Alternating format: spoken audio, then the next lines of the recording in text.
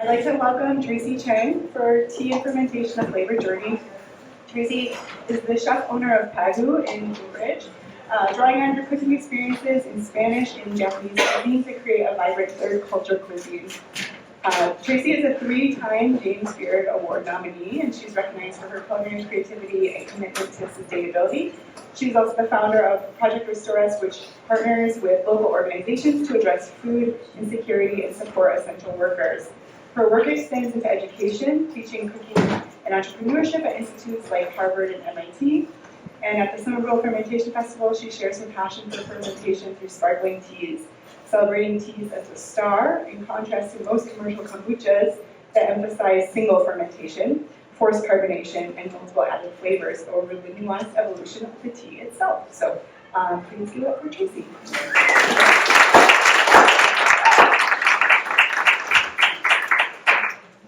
Hello.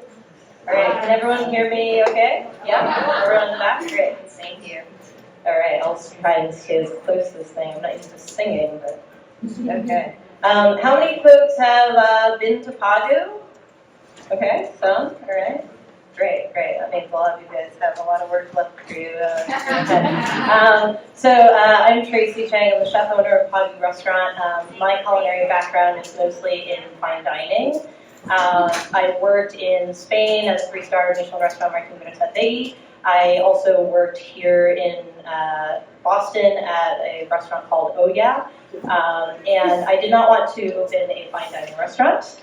To open my restaurant, I was only in my kind of late 20s, and a lot of folks when you're in your late 20s are like, can you do it? Do you have the money? Do you have the, the chispa, right? In Spanish they say chispa, the spark.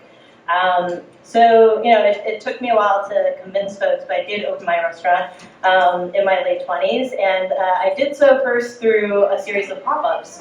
And now pop-ups are more popular, but back in the day, I had a pop-up called Gucci's Midnight Ramen. So for a lot of the folks that come out and do events like these, that go to farmers market, so much respect for folks, because that's so much work when you are one person or 2 people doing that. Yes, it's a lot of work when you have a team behind you and you scale it to a restaurant. Now I have 30-some employees, but either way, it's a labor of love. So thank you all for being supportive of our small businesses today.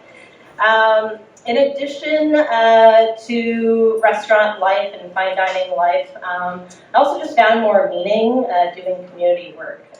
My goal was to open a restaurant, but my goal was not to be a chef every day in terms of my mom's worst nightmare. My grandmother had a restaurant in Cambridge in the late 80s to 2000. It was a traditional Japanese restaurant called Tokyo. And so as a young kid, I saw people like Julia Child, Yo-Yo Ma coming in. I was like, oh, this is cool. I can scoop ice cream all day and hang out with these folks. But a restaurant is a labor of love, and she was so worried that I would just be slaving over the stove every day. What I enjoyed most was meeting folks, and what I enjoyed most was kind of, in COVID, we discovered that our kind of secret power of being a restaurant in the community was to bring people together to feed other people. So my nonprofit initiatives, Off Their Plate and Project Restore Us, that's exactly what we did. So what I hope that you guys can gather today is not, my resume, my bio, to understand that, in food and community, there's so many opportunities for collaboration. And so the things driving that for me have always been, to kind of stay curious. PAGU means pug, in case I forget to say that, but pugs are very curious, very friendly, very playful, and so I like to just, lighten the load a little bit, and, hopefully people feel like this is a fun talk.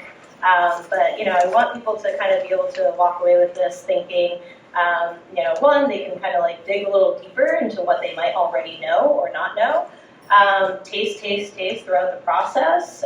Seems like there are a lot of people here today that I've met already out here who like to tinker, like to trial at home. So I encourage you to taste throughout your experiments, but also to do so safely. We'll go through a little bit of that as well. PAGU being fun, right? We got that. So why did I start making, kombuchas or sparkling teas, or we'll kind of dig a little deeper into like what the heck we call this thing. It was really because of these guys here.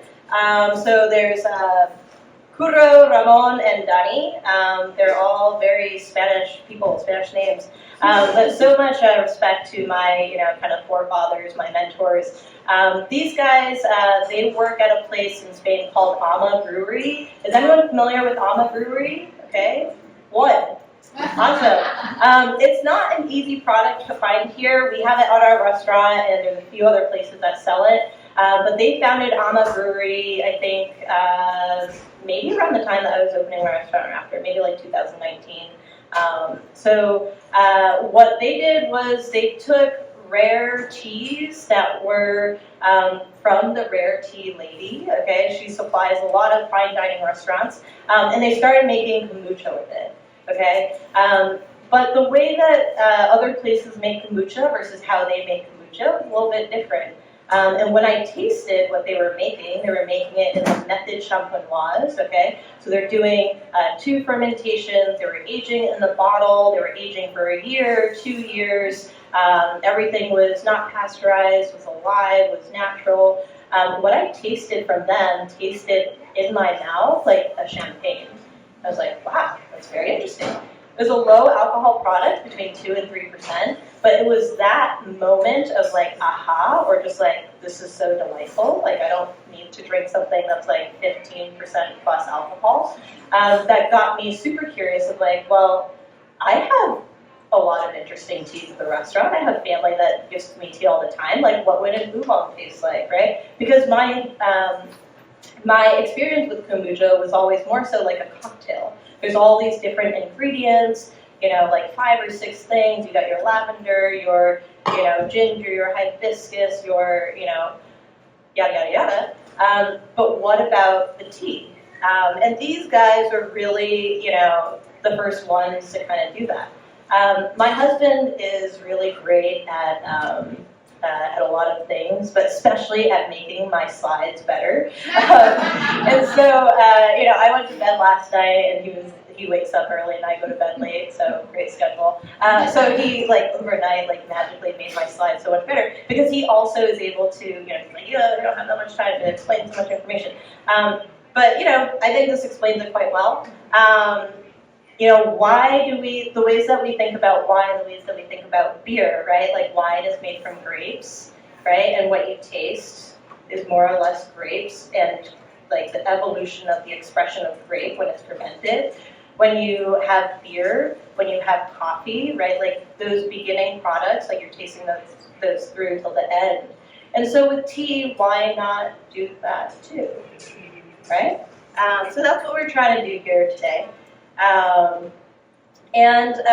We're not really sure, what to call this. So what I think is an interesting perspective that I can provide today, is not to say, hey, I'm a scientist, because I'm not a master, I'm not a doctor. I hardly call myself chef. So if you have very scientific questions, I can direct you to Curro's 90-page master's thesis that digs into the deep science, or the panel after this might have some folks who can talk more about that. But what I can tell you is that I've been doing this for the past year in my restaurant, and there's a lot of interesting experiments that we've run in terms of kind of flavor discovery, as well as human experiential design. And so, in just simply naming, right? Like when you go to buy a sparkling tea, oftentimes what's on the shelves, like you go to Trader Joe's right now, they have a sparkling tea product, okay? But that's tea, sugar, and bubbles, right? Probably force carbonated, but it's in this beautiful champagne bottle, so what am I getting, right? And you look at the ingredients, and that's what you read.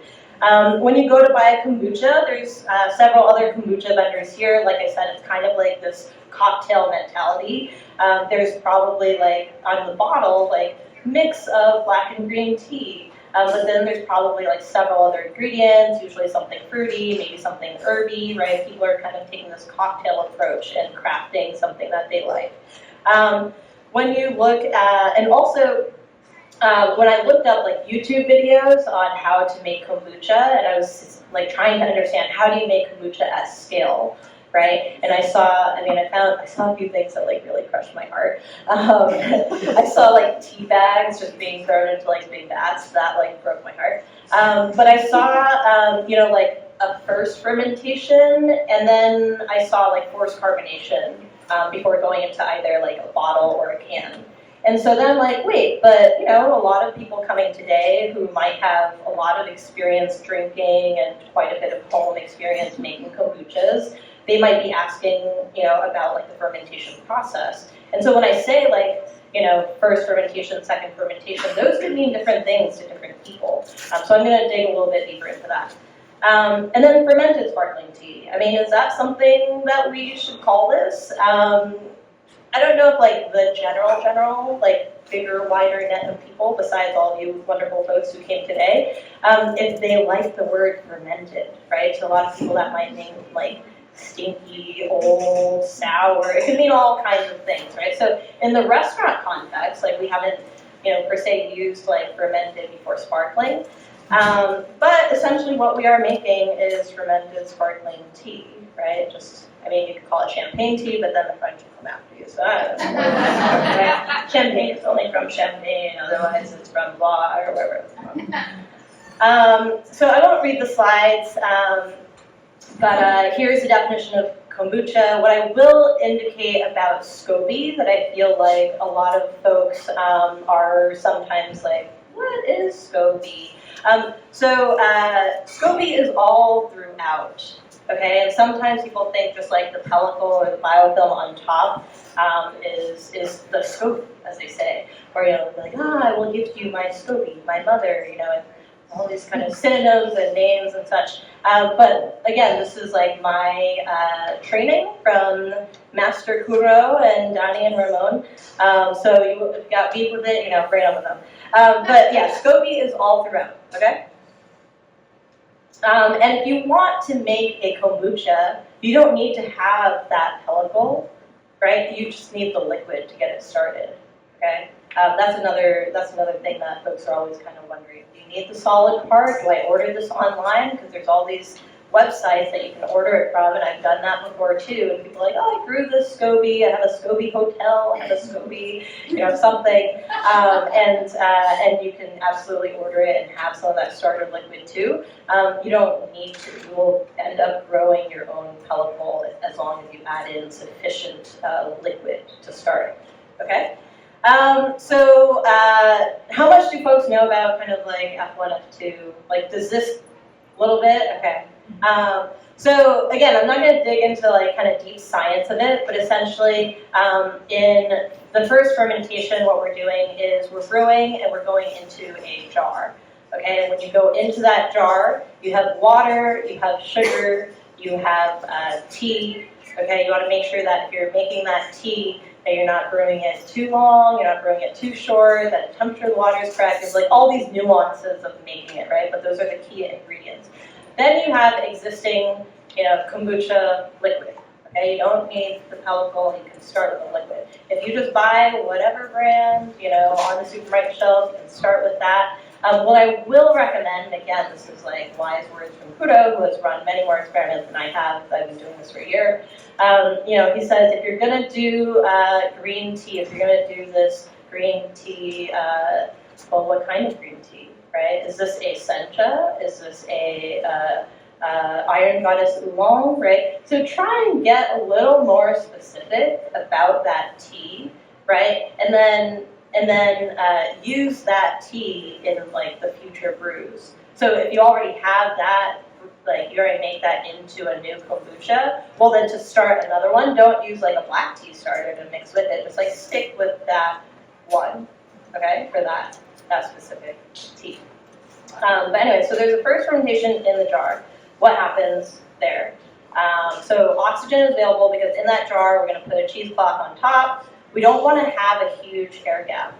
So again, these are these like key little things that I'm like, have already gone down the line to produce like, made a few like different iterations of the product. And I'm like, this is like doesn't seem to be coming out right, and that's not. And he's like, oh well, did you make sure? I'm like, okay. So when you brew that and you put it in a jar, don't have a big air gap, okay? You have a mini air gap, like 2 inches air gap. So always remember that in F1 and F2, you're gonna leave an air gap, right? In F1, you're in the jar, you're with a cheesecloth or a muslin cloth, and therefore oxygen can get in. So that's aerobic fermentation.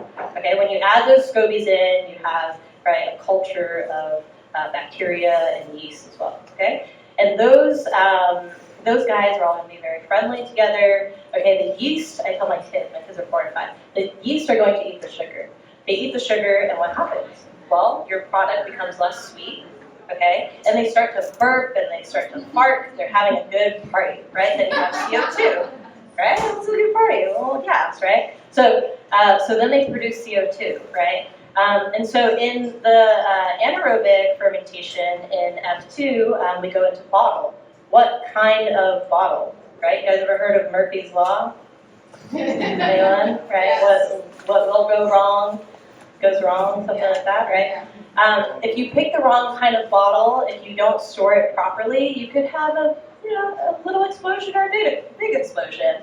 My son once came in the room and he's like, "Mommy, you're in trouble." I'm like, "Uh-oh." And it looked like he was holding an ice cream cone, but it was actually a jagged, broken beer bottle. And so I had been watching Kuro do these, fermentations, and I was like, oh, he put some in beer bottles and some in champagne bottles. And I was like, I'm gonna watch these champagne bottles from the restaurant.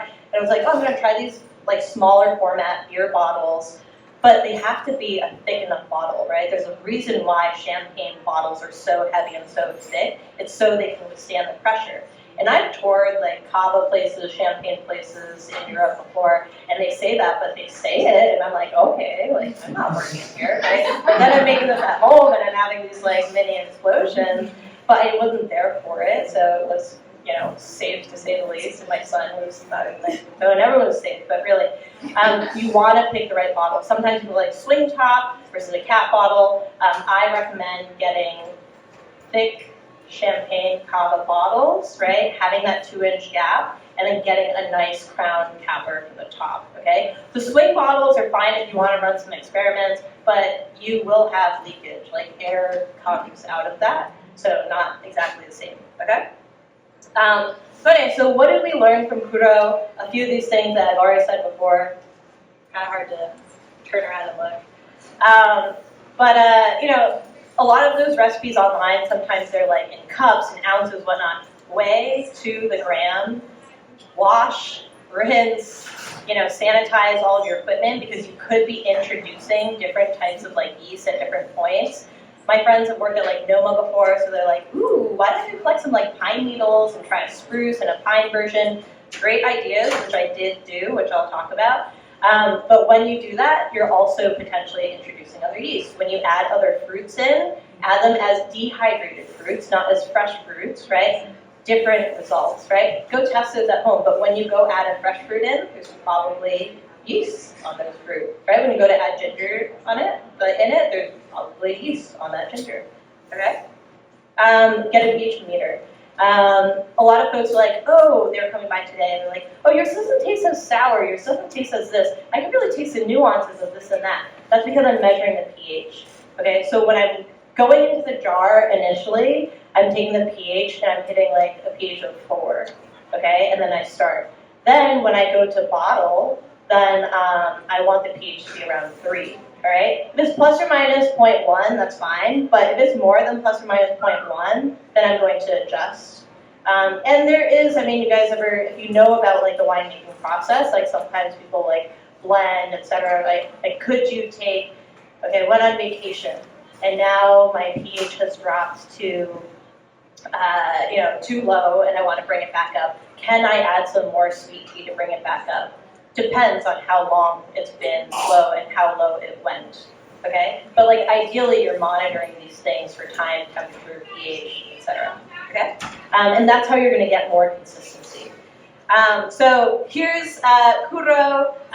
He is now pursuing his PhD. If you guys have, want to read his master's, you can go to that QR code and you can read it. We also have one by the stand that we have outside. He's also building very specific controls so that if you wanted to scale this type of production, that you would have equipment that would allow you to do that. So he has a little GoFundMe. It's not super expensive. It's like $2,000 he's looking to raise. If everyone pitches in a little bit here and there, that'd be great. But I'm not on the soapbox for fundraising. I'm on the soapbox for tea. So thank you guys if you do donate. And if you want to read that 90-pager, it's super interesting. Promise you won't put you to sleep unless unless you really want to go to so anyway, so what have we noticed at the restaurant? I have about like 4 minutes left here. But what we noticed at the restaurant is there's different types of folks who like to drink different types of things, okay?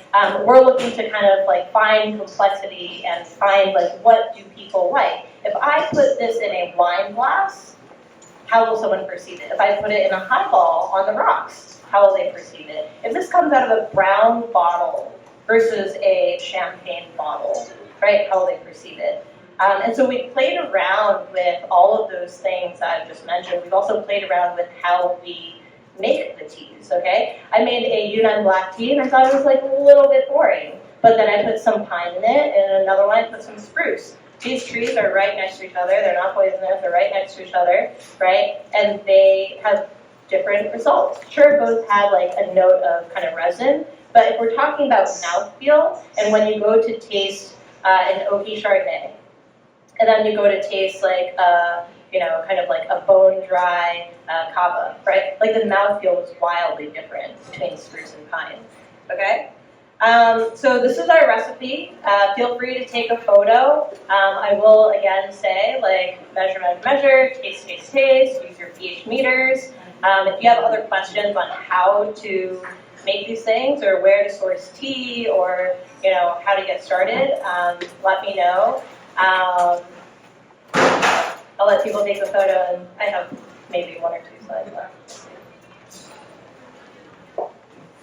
Safety. Take a photo of this one too. I mentioned it before, but make sure that your bottles are thick, okay?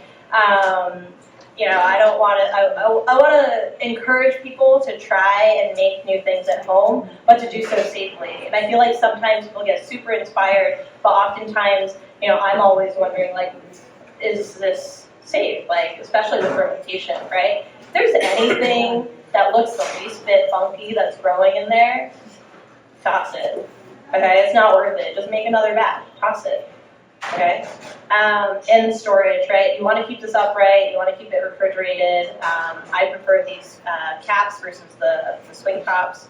And these are some of the other results we've kind of seen from the restaurant. Okay, so we get folks who come in and they might be, I gave them kind of goofy names. But we're really designing for what people like to drink, and we're trying to match that with the different teas available out there. I like to kind of get a little bit on a soapbox about like tea sourcing and tea transparency and people just knowing more about tea, kind of like the coffee third wave movement. And that's like my kind of deeper goal and hope. But really, like at the basic level of it is just getting people excited to drink and try this and finding something for them, because most people like bubbles. But when you say kombucha, sometimes it can be quite polarizing. It's like saying cilantro. So, what will we come up with next? I've been thinking about cacao pulp, been thinking about sumac, looking at things that are kind of here locally. I also think, similar to wine, that there's like teas that taste best at a certain time period, and this is like based on our current findings of like, hey, I love, hibiscus when it's a little bit younger because it gets a little too dry, a little too funky. I like, genmaicha when it's a little bit more aged. So kind of depends, and that's kind of like for us trial and error. PAGU means pug. Remember to kind of stay curious and to experiment. It doesn't have to be expensive tea to do this, but you also don't need just like tea bags, like no-name tea bags. Try to understand a little bit more about the type of tea that you're using and what kind of flavors that you might extract from it as you age it. And if you're using AI, I recommend using Perplexity, which is quite good for some of these kombucha experiments. And that's it. Thank you guys.